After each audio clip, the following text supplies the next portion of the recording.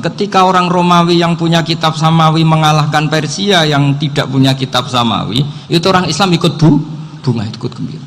Itu semua kiai banyak yang mimpi seperti itu. Ini cerita Pak Ahmad Siddiq, saya dengarin itu. Ternyata betul, Jepang itu nggak dikalahkan Indonesia. Jepang, Hiroshima dan Nagasaki dibom oleh apa? Sekutu. Akhirnya Jepang pulang. Pas Jepang pulang, Indonesia merdeka. Itu dulu kiai-kiai sudah nakwil bahwa menangnya Indonesia itu tidak harus mengalahkan penjajah. Pokoknya nanti penjajah ada yang mengalahkan. Jadi orang Islam zaman itu tidak bisa mengalahkan Persia. Yang mengalahkan itu Romawi. Tapi orang Islam ikut gembira. Itu sebenarnya wa yauma idzi yafrahul mu'minun binasrillah. Jadi orang itu cara berpikir Quran itu beda. Kemenangan Islam itu tidak harus kita yang menang kangelan. Kadang Allah bikin orang lain yang kangelan, kita yang ikut menang. Jadi dulu kata beliau, banyak ulama ketika kita diserang Jepang, saya masih ingat, saya karena pas itu ikut ke Lasem, karena saya santri sarang, bangun misi di Lasem, saya ikut di Lasem karena saya masih keluarga. Itu ulama-ulama itu mimpi dibacakan ayat ghulibatir rum fi adnal ardi wa hum min ba'di ghalabihim sayaghlibun fi bid'i sinin lillahil amru min qablu wa min ba'du wa yawma idzi yafrahul mu'minun. Itu dulu itu ada pertarungan besar antara kerajaan Romawi dan kerajaan apa? Persia. Kita tahu Romawi itu Nasrani. Saya ulang lagi, Nasrani. Nasrani itu percaya adanya Allah, adanya Tuhan, dan percaya adanya kitab Samawi. Sementara musuhnya itu Persia, orang yang tidak bertuhan, tidak berdasar kitab Samawi. Ketika Persia mengalahkan Romawi, itu orang Islam ikut susah, karena terus dibully sama orang-orang kafir Mekah. Orang kafir Mekah adalah orang yang tidak punya kitab Samawi. Katanya orang kafir Mekah, iku lo balamu, jute duwe kitab, jarene dihubungan mbek langit, nyatane perang keok. Paling kon yo podo. Jadi ada analogi bahwa kalahnya orang Nasrani itu dianggap simbol kekalahan orang yang bertautan atau berhubungan dengan langit. Akhirnya orang Islam susah. Saking susahnya orang Islam sampai Abu Bakar itu tanya, ya Rasulullah, lalu orang Romawi menang itu kapan? Terus ada surat turun fi bid'i sinin, ya kira-kira 3. Abu Bakar pas itu belum alim-alim amat. Jadi ngartikan 3 itu ya 3 betul, sehingga beliau masyhur itu. Cara Jawa totoan itu kimar. Pokoknya nanti Romawi pasti menang 3 tahun lagi. Akhirnya ketika datang itu taruhannya dengan 10 unta. Datang ke Rasulullah, Nabi menjelaskan, "Loh ndak, bid'u itu mabena salas ilatis itu 3 sampai 9. Kamu jangan bilang 3." Ya sudah, taruhannya ditambah sampai 100 unta. Tapi pembuktiannya enggak 3 tahun tapi nunggu 9 tahun. Sampai jangan tanya, berarti dulu pernah taruhan halal. Zaman sebelum ngaji saya, sampai sudah sering taruhan, jadi jangan nyalahkan saya. Nanti itu ada ilmunya, namanya nasah apa? Mansukh. Dan taruhannya Abu Bakar tidak kayak sampean. Taruhan yang sangat-sangat demi Islam, bukan demi hadun nafsi. Betul. Ketika tahun ke-7 orang Islam itu menang. Gila ya, tahun 9 itu umat Islam menang. Menangnya umat Islam mengalahkan musyrik Mekah itu di Badar. Romawi mengalahkan apa? Persia. Gara-gara Romawi mengalahkan Persia itu cara berpikir orang tuh rubah. Ternyata langit itu ada, kekuatan langit itu ada. Sehingga meskipun akhirnya orang Kristen bilang ada Trinitas, terus mereka keliru dalam mengartikan Isa, tapi ada sekian nabi yang mereka sebut dan mereka hormati. Ada sekian kesamaan. Sehingga dalam Islam, saya ulang lagi, dalam Islam, andai kan disuruh milih orang komunis sama orang Nasrani, Islam tentu sama-sama kerjasama, milih sama yang Nasrani, karena ini ahli kitab, kerjasama loh, bukan milih menjadi Nasrani. Nanti kapan salah paham, senangannya terus bully. Itu semangatnya pasti hasut. Nah, terus lalu relevansinya dengan Indonesia gimana? Wa yauma idzi yafrahul mu'minun, ketika orang Romawi yang punya kitab Samawi mengalahkan Persia yang tidak punya kitab Samawi, itu orang Islam ikut bunga, ikut gembira. Itu semua kiai banyak yang mimpi seperti itu. Ini cerita Pak Ahmad Siddiq, saya dengarin itu. Ternyata betul, Jepang itu nggak dikalahkan Indonesia. Jepang, Hiroshima dan Nagasaki dibom oleh apa? Sekutu. Akhirnya Jepang pulang. Pas Jepang pulang Indonesia merdeka. Itu dulu kiai-kiai sudah nakwil bahwa menangnya Indonesia itu tidak harus mengalahkan penjajah. Pokoknya nanti penjajah ada yang mengalahkan. Jadi orang Islam zaman itu tidak bisa mengalahkan Persia. Yang mengalahkan itu Romawi. Tapi orang Islam ikut gembira. Itu sebenarnya wa yauma idzi yafrahul mu'minun binasrillah. Jadi orang itu cara berpikir Quran itu beda.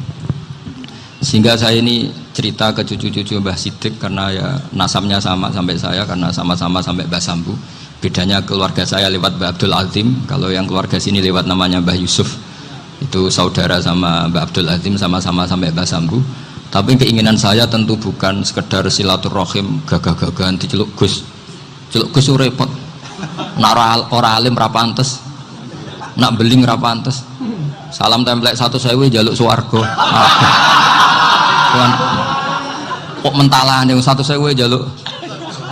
Kamu nginep di hotel 100.000 itu tidak cukup, apalagi untuk bayar apa? Surga itu nggak sopan sekali. 1 juta ya nggak bisa itu, 100 juta juga nggak jelas juga. Terus sampai mendingan nggak usah salam template, malah nggak mungkin masuk surga kalau. Jadi dulu yang namanya zuriyah. Sampean tenang saja, nasab sampean tidak kalah dengan kita. Karena nanti setelah di kuburan itu gus-gus itu nggak penting. Semua kalau ditanya bapak kamu siapa, jawabannya siapa? Nabi Ibrahim. Sudah parmin parlan hilang semua, sudah aman pokoknya nanti. Karena kalau nanti ditanya malaikat bapak kamu siapa, jawabnya Nabi siapa? Ibrahim. Makanya saya itu pemuja Allah yang serius. Sampean ya pemuja Allah, tapi kan kadang kurang alim. Saya ini pemuja Allah serius. Saya itu kalau ngaji ya ngaji biasa belajar itu sering nangis seneng. Misalnya saya baca tadi Miftahul Jannah la ilaha illallah, lung kunci kok dikasihkan. Kita ini masuk neraka gak pantas, enggak bawa kuncinya kok masuk. Harusnya kita ini masuk surga, kita kan pegang kunci surga, gak pegang kunci neraka. Maka aneh kalau kamu masuk neraka itu aneh. Coba kita pegang kunci surga apa kunci neraka? Tapi kada teman saya suon rokok anu kunci ini. Karena tidak ada pintunya. Terus saya bilang, kamu kok tahu? Memangnya mau ke sana kata saya. Saya tidak punya rencana tahun neraka. Karena nanti di antara syafaatnya Quran itu orang kalau mau masuk neraka tidak jadi. Ya nggak apa-apa ya diatur sendiri. Jadi di antara syafaatnya Quran itu orang nggak jadi masuk neraka. Jadi syafaat itu ada 2, dari neraka diangkat ke surga, dan itu bisa lama itu. Tapi kalau syafaatnya Quran itu yang belum masuk neraka supaya gak jadi masuk neraka. Karena neraka juga punya aturan, dia juga kena aturan fikih. Jadi betul ini, saya ada guyon. Jadi kena konstitusi apa? Fikih. Sama tak ceritani syafaatnya Quran itu ada orang itu beling itu fasik. Itu dihafal surat Tabarok. Apal betul. Tabarakalladzi biyadihil mulku wa huwa ala kulli syai'in qadir alladzi khalaqal mauta wal hayata. Pertanyaannya gini, boleh enggak orang menginjek surat Baqarah? Boleh enggak? Enggak. Padahal orang hafal Quran itu artinya ayat itu ada di hatinya. Fa inna wa ta'ala la yu'adzibu qalban wa al-Qur'ana. Allah tidak akan menyiksa hati yang menyimpan Quran, yang jadi flash disknya Quran, yang jadi rekaman Quran. Singkat cerita orang ini hafal. Pas ketemu Mungkar Nakir prosedur kan, ini orang fasik mau diantemin sama Mungkar Nakir. Prosedur ya, dia kan prosedur standar. Si surat Tabarok akhirnya menjelma jadi seseorang yang gagah berani. Kamu nggak boleh nyiksa orang ini. Saya ini kalamullah. Kalau kamu nyiksa dia berarti nyiksa saya. Kamu berani sama kalamullah. Wah ya tidak berani jadi Mungkar Nakir. Tapi orang itu nakal, harus saya gebukin. Tapi kata Quran tadi, tapi saya di situ pasti kena saya. Oh debat, nggak ada lajnahnya ini gak ikut. Kalau Gus Wirjon ikut jadi lajnah. Kalau jadi lajnah pasti kroninan. Kalau santrinya dimenangkan nanti. Akhirnya debat. Ya sudah kita ketemu Allah. Akhirnya Mungkar Nakir sama Quran tadi surat Tabarok datang sowan sama Allah. Terus kata Allah, memangnya kenapa Mungkar Nakir? Saya harus nyiksa dia karena dia fasik ya Allah. Memangnya kenapa surat Tabarok? Saya ada di situ. Menurut aturan orang tuh nggak boleh injak-injak Quran. Kalau dia nuduk saya, nuduk Quran, itu harus dikasih tahu fikihnya Mungkar Nakir. Akhirnya Allah ngendikan gini ke surat Tabarak, ya sudah terserah kamu. Kalau terserah kula Gusti, mungkar nakir gak boleh nyentuh orang ini. Ya sudah selamat. Sehingga terus itu sama baca di termasuk mujizatnya surat Tabarak di tafsir Ibnu Katsir banyak. Karena tadi logikanya malaikat itu juga kena aturan fikih. Sehingga banyak ulama termasuk Said Muhammad ngendikan pertanyaan mungkar nakir itu tidak semua orang kena. Kalau semua orang kena, nanti kalau tanya Nabi Muhammad, waman Nabi Yuga, kacau kan jamnya. Nabi kamu siapa? Lu saya ini Nabi. Iya kan? Lah nanti kalau pas ketemu Nabi Ibrahim, waman Abuka, jadi repot kan? Makanya ada kiai yang guyon kalau ditanya, merebuka, saya ini guru tauhid sembrono. Saya ini ngajar Ummul Barohin, kamu tanya merebuka. Masyhur itu keramatnya Imam Malik itu. Ada Ashabu Malik, rajulun min ashabi Malik.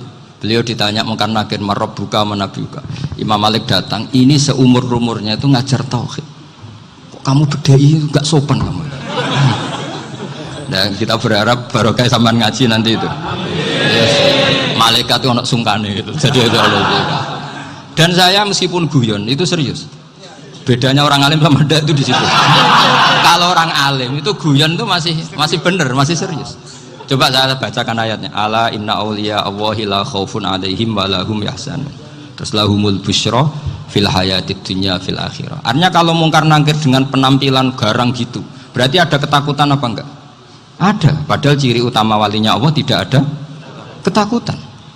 Makanya itu termasuk dalilnya Sayyid Muhammad, tidak semua orang alami seperti itu karena wali-wali itu la khaufun alaihim wa lahum yahzanun. Wah anak kiai ketemu karena kerja buat tidur bedek.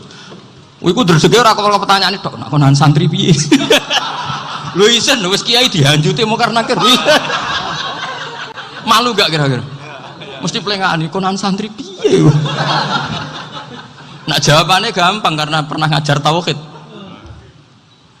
Makanya Sayyidina Ali ini cerita ini ada di kitab Nurul Dholam, sama lihat di kitab Nurul Dholam karangannya Syekh Nawawi Banten. Itu Sayyidina Ali itu ya, andekan orang biasa mungkin ya agak-agak hasut, tapi ini wali gak boleh kamu katakan hasut. Dia itu mangkal sama Umar. Orang kok setiap orang pernah dibentak, apa dia berani bentak mungkar nakir? Penasaran dia. Bagaimana perangnya Umar itu berlanjut enggak gitu kira-kira. Akhirnya minta, ya Allah saya minta kasyaf. Ya karena yang minta Sayyidina Ali karena mau wajah dituruti sama kasyaf. Dilihat Sayyidina Umar pas meninggal itu. Jadi hasud itu ya kadang penting asal baik. Loh betul bahasa Kanjeng Nabi kadang la hasada illa fisnaten. Itu Nabi membahasakan ya hasad. Gus Firson aja yang nafsirkan ghobtoh itu kan gaya-gayanan sebagai ulama. Aslinya Nabi ngendikan itu la hasada illa fisnaten. Ulama yang ganti itu namanya ghobtoh. Wong Nabi sendiri nyebut hasad kok kamu tafsiri ghobtoh. Ya hasad ya hasad.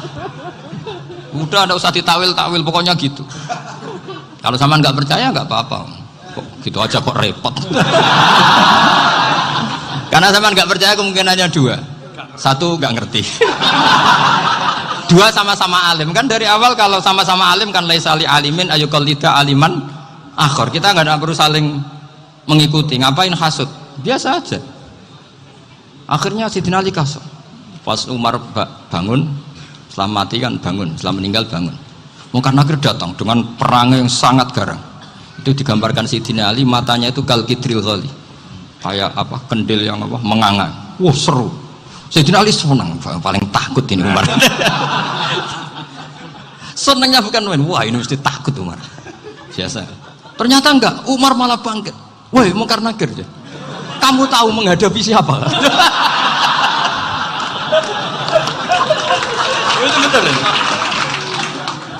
Kamu itu menghadapi temannya ahabbal khalqi ilallah. Yang diandalkan temannya bukan dia. Kamu tahu yang kamu hadapi, saya ini teman kekasihnya Allah. Jadi boleh kamu mengandalkan Mbak Firjon. Tapi nanti resikonya mungkar nakir tanya, itu Firjon siapa? Wah itu masalah kan. Makanya syaratnya wali itu harus ma'rufun fis sama. Di langit sudah populer. Makanya dulu ada orang yang saking seninya Abdul Qadir ditanya apa saja jamnya Abdul Qadir Al-Jilani itu aman karena beliau populer. Makanya program kita harus populer dulu di langit. Itu nanti kalau dicatut oleh santri-santri nggak apa-apa. Kalau nggak populer nanti dicatat, itu siapa? Masalah ini. Umar itu yang dibanggakan itu, kamu tahu saya siapa? Ya enggak tahu, saya ini temannya kekasihnya Allah. Temannya Muhammad, iya Muhammad Rasulullah. Wah mikir, waduh, repot. Loh di dunia aja gitu kan, temannya presiden, temannya panglima, apalagi ini temannya Sayyidul Awalin wal Akhirin. Di dunia aja bilang temannya presiden, menteri, orang sudah takut, apalagi ini temannya Sayyidul Awalin. Hanya karena terus konfirmasi sama Allah, gimana ya Allah ini ngadepi. Sebetulnya yang diadalkan itu temannya, bukan dia. Wah, akhirnya sama Allah dibilang, ya bu, ya sama seorang seperti itu bu yang sopan. Terus semenjak itu Mungkar Nakir itu nggak selalu berpenampilan seperti itu, sangat. Jadi semoga itu konsisten sampai nanti. Jadi kamu kalau ingin nggak takut Mungkar Nakir, jadi wali dulu. Karena syaratnya tadi hanya wali sing la khaufun alaihim wa lahum yahzanun lahumul busyra fil hayatid dunya fil akhirah. Jadi orang itu kalau ngaji itu harus khatam. Jangan semuanya kena pertanyaan. Dan kalau semuanya kena pertanyaan nanti repot. Kalau Nabi Muhammad ditanya waman Nabi juga. Nabimu siapa? Lu kan terus jadi aneh. Jadi makanya ngendikane Sayyid Muhammad semua ulama lah, nggak ada am kecuali ditaksis. Kecuali sifatnya Allah. Misalnya bikulli syai'in alim, ya benar-benar bikulli syai'in. Tapi kalau am semuanya pasti ada taksis. Meskipun dalam muhawarah muhadasah biasa. Misalnya contoh gampang, istri kamu baru seneng kamu, mas nak pengen apa-apa itu lapor aku, gak apa-apa mas, mesti aku seneng sama lapor. Iku dia aku pengen wayo. Wah langsung jadi apa wae. Mesti apa wae, maksudnya kecuali itu. Gitu. Padahal kalau ngomong, mas sampean ingin apa saja tak dukung. Sampean bilang, pengen iku wayo. Kira-kira disetujui apa enggak? Sama seperti kita kalau punya teman akrab, wes nang omahku gak apa-apa, anggap ya omahmu dewe. Terus mlebu-mlebu kamar. Jadi tidak ada am kecuali di taksis. Artinya kalau ada cerita bahwa orang mati pasti ngalami ditanya Mungkar Nakir, itu pasti ada am yang di taksis. Itu pasti juga dialami para anbiya, para auliya. Karena ciri utama wali itu la khaufun alaihim walahum yahzanun. Kemudian saya yang mau cerita ya, supaya sampean bisa menghadapi dunia global ini, tak bawa tafsir Munir termasuk tadi. Kenapa orang Islam, Rasulullah SAW itu lebih senang kalau yang menang itu orang Nasrani Romawi, ketimbang yang menang itu orang Faris, dalam hal ini ateis. Karena orang ateis itu lebih ngeri. Sebetulnya beberapa penemuan sains, terutama di ilmu medis, itu orang Amerika, kayak cloning. Tapi orang Amerika itu masih dilarang oleh gereja untuk mengaplikasi, karena nanti bayi cloning itu dipakai suku cadang. Di Amerika masih ditentang oleh fatwa-fatwa agama, baik Islam maupun Kristen. Tapi di Cina itu dipraktekkan, karena nggak ada halangan agama. Di Cina itu biasa ada kondom diolah lagi jadi alat-alat aksesoris.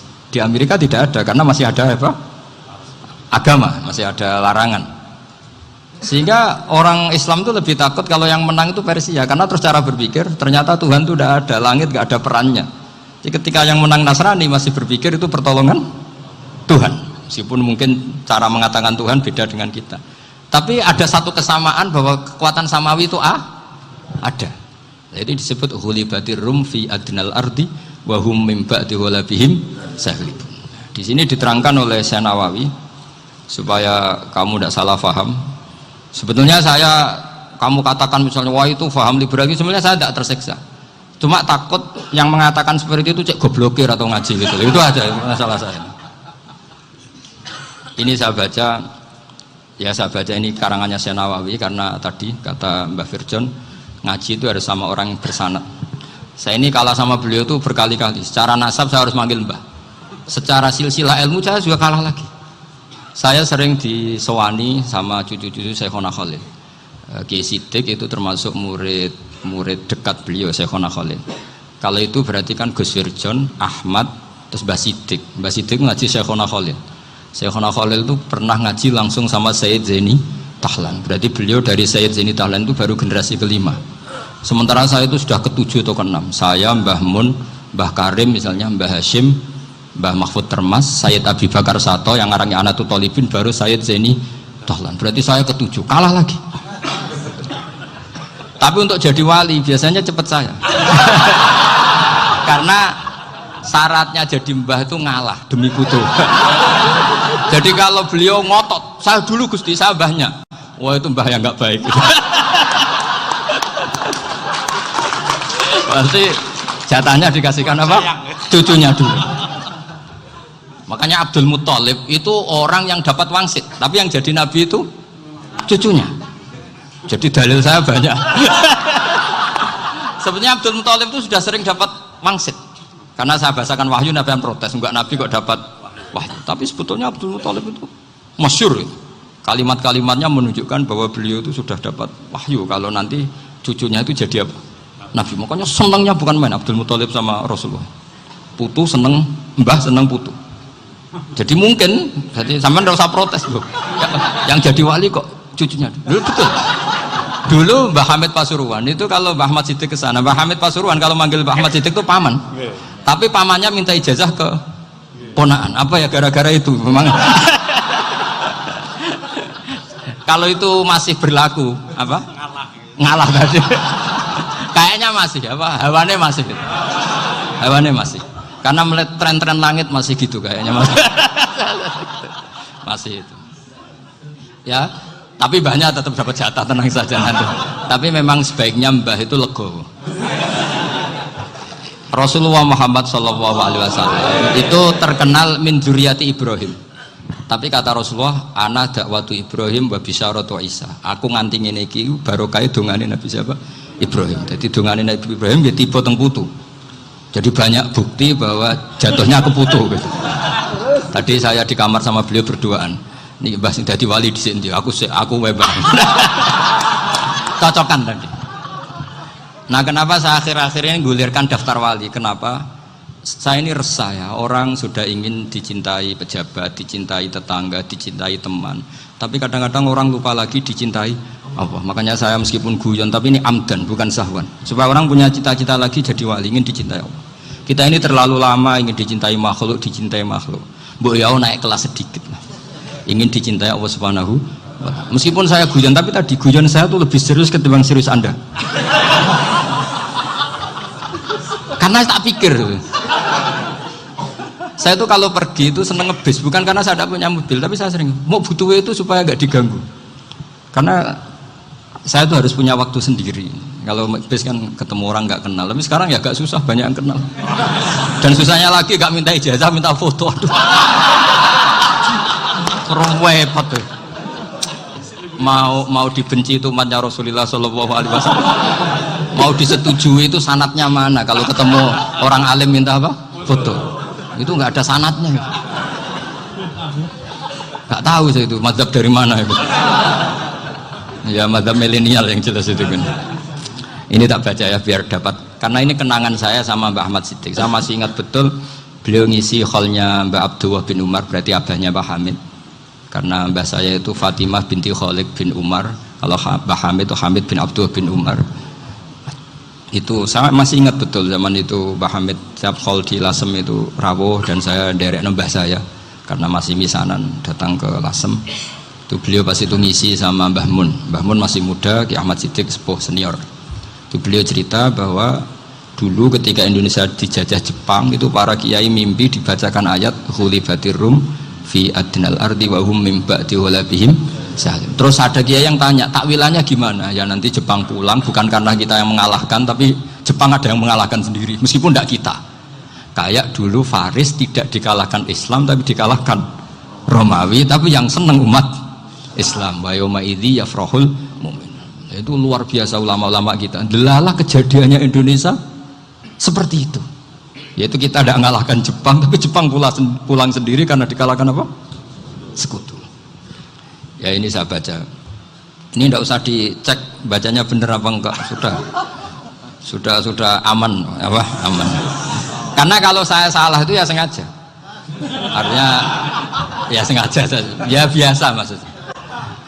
Saya kemarin ngisi di Pondok Peloso, di Pondok Al Munawir Jogja.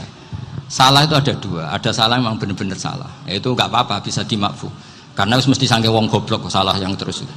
Ada salah bawaan ilmu, itu repot tuh dadaninnya. Karena misalnya kita yang biasa belajar qiraah sabah wayah sibuhu, mesti diulang lagi wayah sabuhu. Karena qiraahnya Imam Asim itu hasibah yah sabu bifat hisin. Sementara kita kalau ngaji kitab kulino yahsib. Sehingga kita yang biasa belajar sabah itu kalau baca kitab itu kayak orang bingung. Kadang-kadang yang ngaji juga bingung. Gus Pak mocok di bulan pilih. Ya tepat-tepatan. Ada yang mengatakan Gus Pak bingung, ada yang mengatakan Gus Pak alim alamah. Ya tepat-tepatan nasib. Karena memang ya sabah memang seperti itu. Misalnya kufuan. Kufuan itu Imam Asim baca kufuan. Tapi beliau punya murid namanya Syu'bah. Itu kalau baca kuf'an. Makanya kita itu, ini kan khataman Quran ya, jadi saya menyinggung sedikit tentang qiraah sabah. Tadi beliau juga sudah tak kasih kitab saya Hifdzuna li Hadal Mushaf. Sama tak ajari latihan sabah, memang angel ya. Makanya yang nggak bisa itu wong pinter. Sudah tahu angel ya nggak usah diteruskan kan. Orang menghindari barang angel itu pinter apa goblok? Pinter. Berarti wong goblok pinter. Saya tuh makanya sama orang goblok tuh respect. Jadi orang alim tuh angel apa gampang? Angel. Menghindari barang angel pinter apa goblok? Loh, orang menghindari barang angel pinter apa goblok? Pinter. Berarti wong goblok pinter. Jadi saya sama orang-orang goblok itu respect. Sudah tahu jadi orang alim angel ya barang angel ya harus dihindari. Makanya saya ini insya Allah umatnya Nabi yang termasuk yang terbaik. Amin. Karena mencintai umatnya Nabi termasuk yang goblok. Waduh. Itu tidak gampang itu. Karena tadi sudah tahu ya. Seperti itu loh orang naik Panjat Pinang itu yang naik karena ingin hadiah. Yang nonton sudah tahu wah licin kok dinaikin mau keplodok ya. Tapi orang sepakat yang nonton juga pinter karena sudah tahu ribet kok. Tukun yang pasar kena lah apa mana. Sama juga gitu. Ngalim tafsir angel, ngalim fikih angel. Tapi karek ngaji ngerekam kan gampang. Itu pinter apa goblok? Pinter. Iya. Makanya kula niku mbok burohno ngono tok. Saya tadi dinasihati Mbak Firjon muga-muga hati saya selamat. Saya itu meskipun kata orang banyak, muhibbin saya banyak, tapi saya insya Allah tidak riya. Saya itu pakai kitab namanya Tasbidul Fuad, itu karangannya Said Abdul Al-Haddad. Ketika beliau punya muhibbin banyak ditanya, bagaimana ya Habib Anda menjaga hati Anda? Jamnya Said Abdul Al-Haddad itu nih, innama azzamu Allah. Mereka itu sebenarnya menghormati Allah, cuma butuh sarana, dan itu saya. Jadi saya tahu sampean semua itu mencintai Quran, mencintai sunnah Rasul, mencintai hadis-hadis Rasul. Cuma sampean kan karena nggak paham, terus manfaatkan saya. Jadi sebenarnya saya ini korban. Korban. Jadi saya mau riak gimana? Korban kok mau. Bangganya di mana tuh? Coba sampean misalnya ngaji tafsir, belajar sendiri kan susah. Terkibnya susah, maknanya susah, bahkan beli kitabnya kadang tidak kuat. Loh, untuk jadi alim tafsir itu kan harus beli kitab. Loh, saya sering belajar kitab itu jutaan. Tafsir Tobari, saya pernah beli kitab Fakhrur Razi itu berapa coba? 27 jilid. Karangannya Fakhrur, belum karangannya ulama modern Imam Sa'rawi. Itu berapa jilid? Itu jutaan. Saya kemarin juga dihadiahi kitab Pak Quraish Shihab namanya Faidul Bari fi Syarhil Bukhari. Pak Quraish Shihab yang terkenal. Dia sering diskusi sama saya. Saya ngasih hadiah beliau ngasih hadiah saya. Wah itu harganya nggak kuat. Tidak kuat kadang di Indonesia nggak ada coba. Dan sama orang hebat menghindari kesulitan itu. Nah, kesulitan itu, sebab ngaji ikut, kalau nggak paham dirukokno rekamannya sudah gitu. Pinter mana sampean sama saya? Pinter sampean kan? Bikin sosis susah, beli aja kok repot kan. Makanya nggak boleh orang bilang, wah aku goblok reso tafsir, aku wong pinter. Makanya nanti kalau saya ketemu Nabi tidak termasuk orang yang mentahkir orang Islam. Kafabil mari isman ayah kira akhahul muslim. Jadi cukup orang itu dosa kalau menyepelekan orang Islam, termasuk darani sampean goblok itu dosa. Caranya nggak darani goblok ya tadi di logika tadi. Alim itu angel, dari angel itu pinter, berarti wong bodoh pinter ya sudah gitu. Tapi tetap bodoh. Tapi ini satu cara untuk saya respect gitu. Coba orang yang ngaji tafsir saya banyak, mungkin ribuan. Itu sebetulnya mencintai Quran. Karena Quran adalah kitab suci yang panduannya umat Islam. Sangat mencintai Quran. Terus kemudian mereka nggak paham. Terus mencari orang yang memahamkan. Burono lah cara Jawa ini. Terus keren saya itu di mana coba? Lah terus mereka kurang ajarnya gini, kalau paham itu ya alhamdulillah paham. Kowe nak ngaji Gus Bae ngono tok. Tapi nek ora paham, ora nyalano akale. Mari Gus Bae nerangno cepet, mulane gak paham. Ora kok nyalano teke sing lelet. Maksud kan masyaallah naudzubillah tenan. Sebetulnya tingkat kurang ajarnya tinggi Gus sebenarnya. Jadi kalau nggak paham itu kadang nggak nyalahno uteke. Kayak mau misalnya, mau mari mikir aja jelas. Padahal misalnya jelas orang mesti paham bodoh.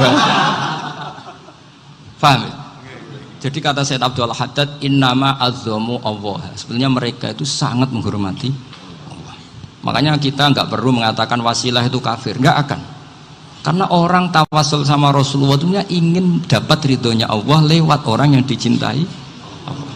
Kita mencintai wali sebenarnya, wah itu kekasih Allah. Kita mencintai itu karena mencintai Allah. Sama seperti gini, kamu mencintai kangkung apa enggak? Sebenarnya sama sekali enggak. Tapi kamu ingin sehat, ada asupan gizi. Kamu ingin tubuh kamu sehat, butuh asupan gizi. Kemudian kamu makan kangkung. Apa terus kamu cinta kangkung? Kan enggak.